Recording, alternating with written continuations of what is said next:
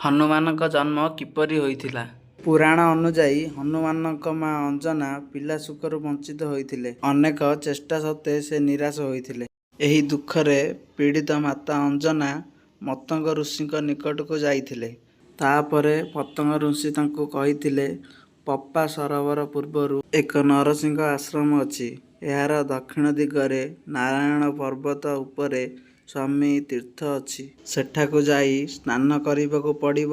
ତା ସହିତ 12 ବର୍ଷ ପାଇଁ ତପସ୍ୟା ଏବଂ ଉପବାସ କରିବାକୁ ପଡ଼ିବ। ତାପରେ ତୁମକୁ ନିଶ୍ଚିତ ଏକ ପୁତ୍ର ସନ୍ତାନର ପ୍ରାପ୍ତି ହେବ। ମତଙ୍ଗ ଋଷିଙ୍କଠାରୁ ଏବଂ ନିଜ ସ୍ୱାମୀ କେଶରୀଙ୍କଠାରୁ ଅନୁମତି ନେବା ପରେ ମାତା ଅଞ୍ଜନା ତପସ୍ୟା କରିବାକୁ ବାହାରି ପଡ଼ିଲେ।